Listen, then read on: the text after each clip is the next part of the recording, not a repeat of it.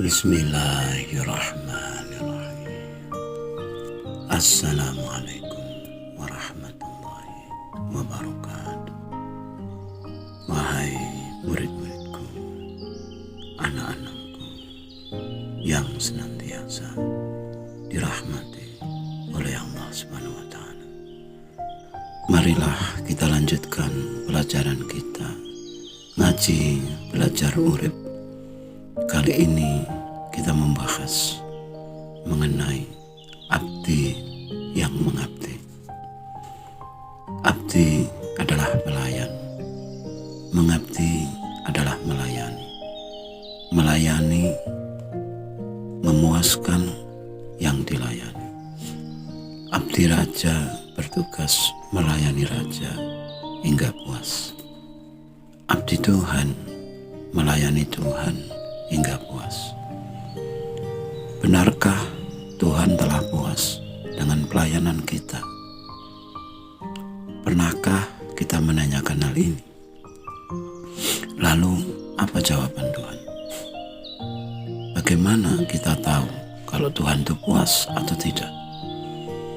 Bayangkan kita adalah pemilik toko dan memiliki beberapa karyawan. Dan di antara karyawan tersebut ada yang rajin dan sopan dan selalu memuaskan pembeli.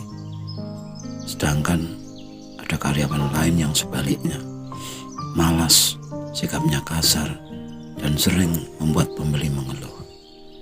Manakah yang lebih kita sukai dan memuaskan kita?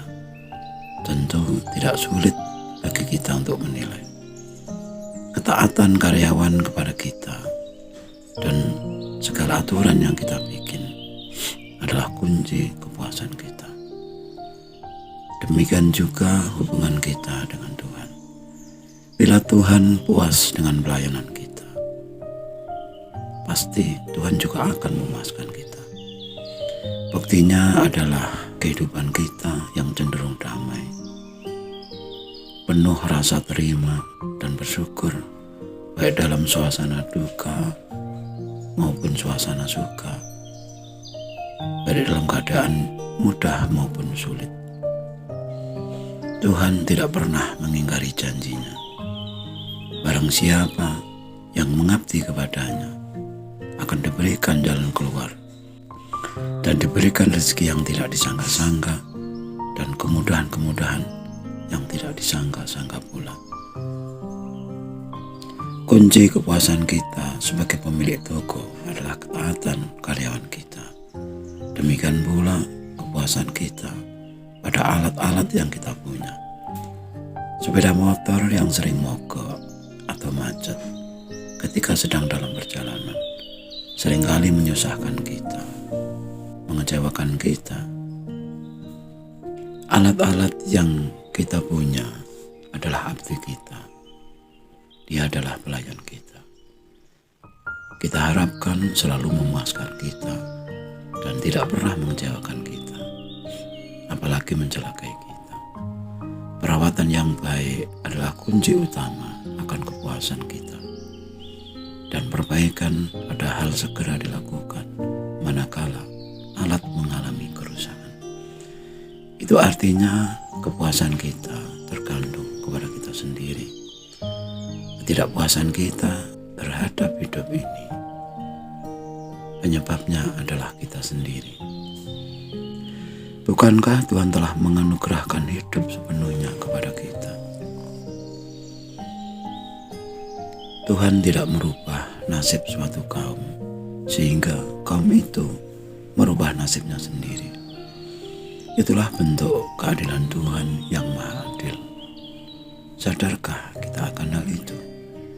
Ibarat pengusaha atau pedagang, Tuhan telah memberikan modal sebesar-besarnya kepada kita, yaitu hidup, sehat, sempat, mampu, kemauan, dan sebagainya. Bukankah semua itu adalah modal yang sebaik-baiknya untuk sukses? Lalu mengapa kita masih sering menjumpai orang-orang yang mengeluhkan nasibnya?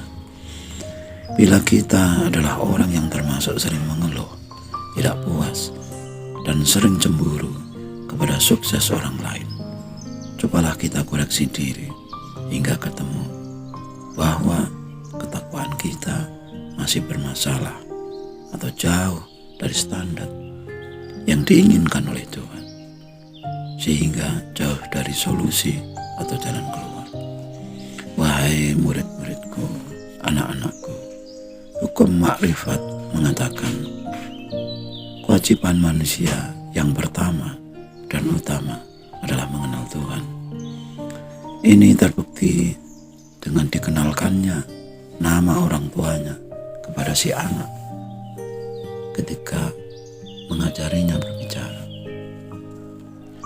Mengenalkan atau menyebutkan kata ibu, bapak, atau mama, papa, atau umi, atau abah, dan seterusnya adalah yang pertama yang diajarkan sebelum kata-kata yang lain. Mengenal orang tua adalah tugas pertama dan utama bagi si anak. Mengenal Tuhan sebagai pencipta dan pemelihara adalah tugas utama bagi manusia. Sebagai anak, kita berasal dari orang tua. Sebagai manusia, kita berasal dari Tuhan.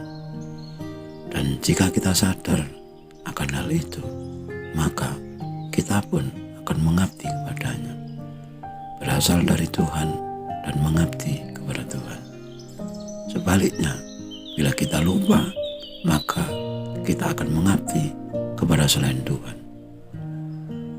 Dan selain Tuhan adalah makhluk atau yang diciptakan. Bagaimana mungkin makhluk menyembah makhluk, manusia menyembah manusia, benda menyembah benda?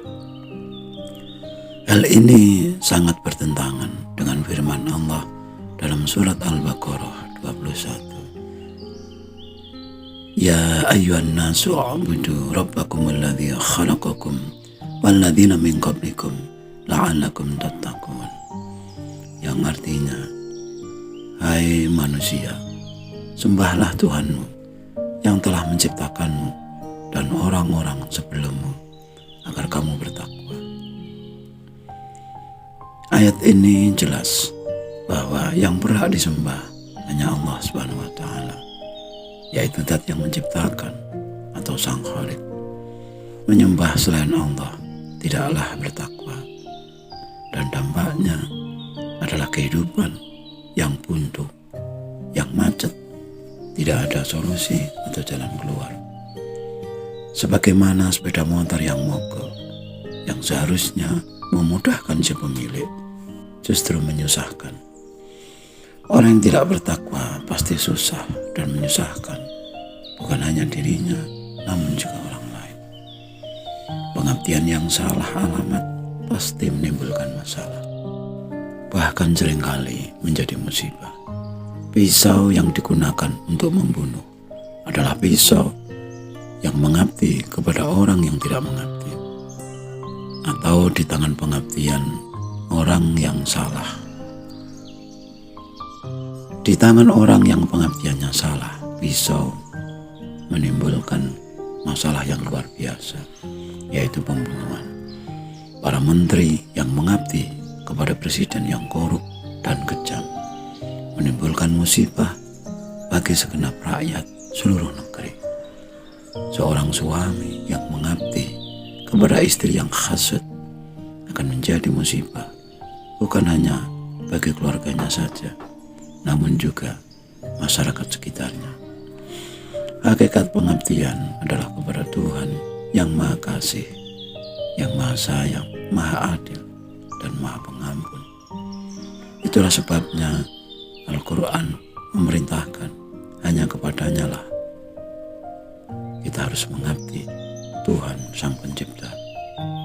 Manusia yang mengabdi kepada Tuhan adalah anak yang berbakti kepada orang tua, adalah orang tua yang kasih sayang kepada anak, murid yang taat dan hormat kepada guru, guru yang bisa diteladani, pelayan yang taat kepada majikan, dan majikan yang penuh perhatian kepada pelayan umarok yang adil, ulama yang alim, pedagang yang jujur, dan umat yang taat kepada pemimpin. Alat yang berfungsi dengan baik, atau abdi yang mengabdi, yang menjalankan fungsi-fungsi pengabdian yang sebenarnya. Oleh karena itulah Tuhan menjanjikan kepada manusia, siapa yang bertakwa pasti diberikan solusi dan diberi rezeki dan kemudahan-kemudahan yang tidak disangka-sangka. Oleh karena itu, mengabdilah dengan sebenar-benarnya pengabdian, dan mengabdilah kepada Sang Pencipta kehidupan ini. Sekali lagi, mengabdilah kepada Sang Pencipta kehidupan ini. Jadilah abdi yang mengabdi. Sekian dulu ujangan-ujangannya. Mohon maaf atas segala kekurangan. Dan marilah kita berdoa bersama. Ya Allah, mudahkanlah jalan pengabdian kami kepadamu. Amin. Ya Rabbal Alamin. Wassalamualaikum.